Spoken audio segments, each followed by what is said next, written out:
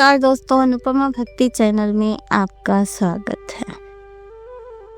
रामायण, वाल्मीकि रामायण। सीता का अपहरण हो चुका है। रावण उनको लेके गए हैं और जटायु ने उनकी रक्षा करने के लिए अपने प्राण तक दे दिए और तब तक वो जीवित रहे जब तक राम को संदेश ना दे दे कि सीता का हरण किसने किया है। तो यहाँ तक तो हमने कर दिया। अब एक प्रसंग है जिसकी आप चर्चा ना करो ना तो अधूरी है रामायण। सबरी, वहां से होती है राम के प्रेम की कहानी स्टार्ट। निस्वार्थ प्रेम जिसमें कुछ भी नहीं मांगा उसने, इतना प्यार। बरसों से राह देख रही थी सबरी राम की। मतंग मुनि के आश्रम में रहा करती थी सबरी माँ। गुरु की बहुत ही कृपा थी उस पे। गुरु की कृपा से वो अच्छे से रहा करती थी, अपने में ही मग्न। सबरी ये कौन थी? सबरी कहते हैं कि डाल पे अगर कोई कौवा बैठा रहता था ना, तो कौवे से भी सबरी कहती थी कि बोल बोल रे कागा, राम कब आएंगे।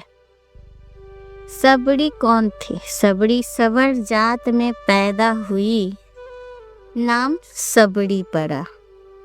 सबरी एक जंगली आदिवासी की बेटी थी। उनके पिता जंगली राजा थे। एक तरह से कहिए भील, अगर आप जानते तो भीलों की वो बेटी थी। जंगलों में रहा करते थे। एक दिन सबरी के पिता ने एक बार उनके पिता बहुत सारे जानवरों को बंदी बना लिए। सबरी ने कहा, माँ पिताजी सब जानवरों को बंदी क्यों बना रहे हैं माँ? तब उसकी माँ ने कहा कि कल तेरा विवाह है, तेरे विवाह में सारे जानवरों का मांस चढ़ेगा। इनके मांस को ना बारातियों के आगे परोसा जाएगा भोजन के रूप में। तब सबरी ने कहा, मेरे लिए इतने सारे जानवर मारे जाएंगे? तब सबरी ने कहा, नहीं, मैं ऐसा विवाह नहीं करूंगी जिसमें इतने सारे जानवरों की हत्या हो जाए। मैं ऐसा विवाह नहीं कर सकती इतने लोगों की हत्या होने पर। सबरी ने सारे जानवरों का आजाद कर दिया, पिंजरे खोल दिए, सारे जानवर भाग गए। सभी जानवर जंगलों की तरफ भाग रहे थे और भागते हुए कह रहे थे, सबरी तूने मुझे मुक्त किया है, तुझे भी मुक्ति मिलेगी। राम खुद आएंगे तुम्हें मुक्त करने के लिए। कोई छूटा नहीं था। वही सबरी मतंग ऋषि के आश्रम चली गई और वहीं रहने लगी और राम का इंतजार करने लगी। सबरी को लोग अछूत मानते थे, कोई उनको छूता नहीं था। और मतंग ऋषि ने कहा, तुम्हें कोई छुए या ना छुए, तुम मेरी बेटी बन के रहो, मेरे आश्रम में रहो। सबरी वहीं रहने लगी उन्हीं के आश्रम में। जब भी कोई पक्षी या जानवर कोई भी उनके आश्रम के पास आए या पेड़ पे डाल पे बैठ जाए तो सबरी उनसे यही पूछती है, बोल बोल रे काका, राम कब आएंगे। कौवे को संदेह वाहक माना गया है।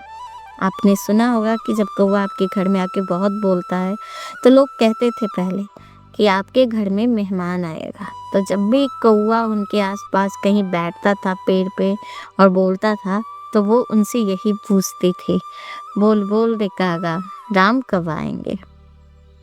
सबरी के झोपड़िया के भाग खुल जाएंगे, भगवान राम आएंगे तो सबरी का आश्रम या घर में भाग तो खुल ही जाएंगे ना, भगवान खुद पधारेंगे। बोल बोल रे कागा, राम कब आएंगे, लगाई कहाँ देर राम ने, रखी है चुन चुन के मैंने, उनके लिए बेर रे, मीठे मीठे बेर रे। बेरों का भोग मैं अपने राम को लगाएंगे।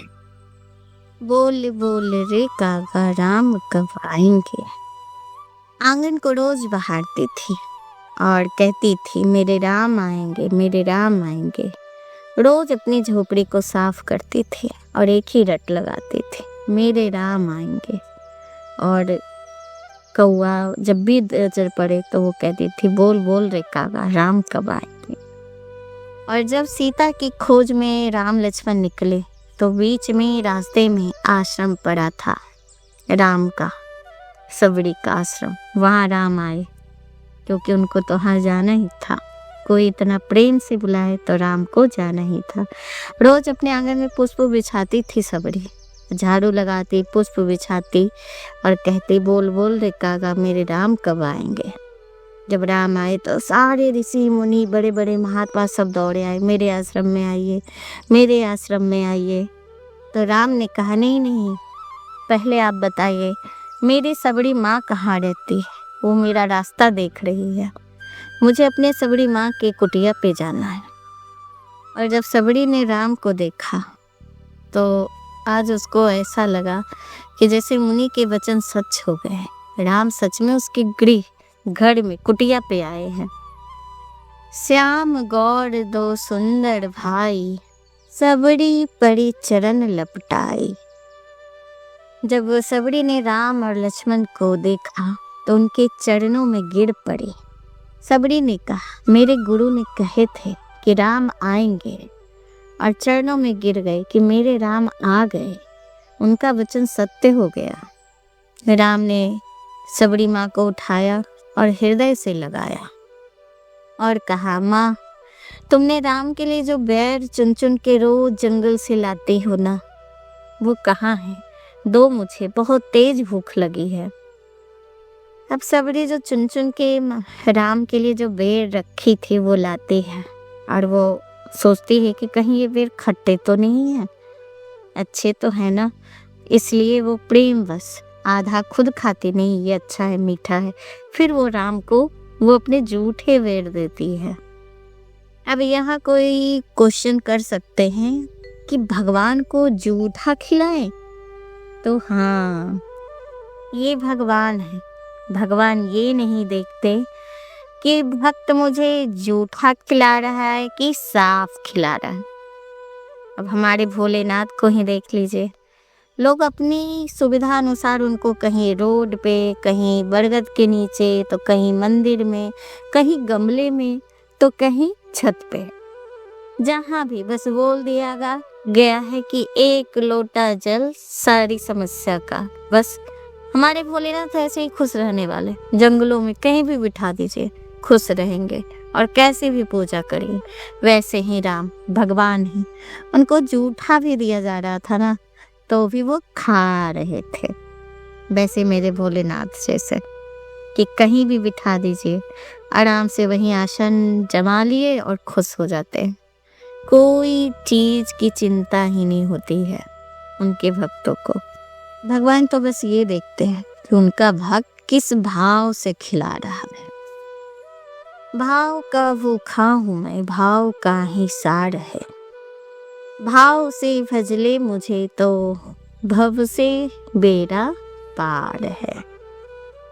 राम के चरणों में सबरी बैठती और कहते, हे राम, मैं नारी हूँ, उसमें भी अधम नारी हूँ, मेरी बुद्धि काम नहीं करती है, मैं कुछ नहीं जानती भगवान, मुझे स्वीकार कर लो। हमारे भारतवर्ष में ना जात की बहुत लड़ाई होती है, तुम इस जात के हो तो तुम उस जात के हो, पर हमें अपने राम से सीखनी चाहिए थी। राम ने जात पात की दीवार कई जगह तोड़ी है। ये रामचरितमानस में भी आता है, वाल्मीकि रामायण में भी आती है। आप पढ़ना रामायण को तो आपको दिखेगा। केवट के पास भी उन्होंने जात पात नहीं मानी, और सबरी सबसे बड़ा उदाहरण है जात पात का, कि वो जात पात कोई भेदभाव नहीं देखते थे। जहाँ प्रेम है उसी प्रेम वश में खो जाते थे।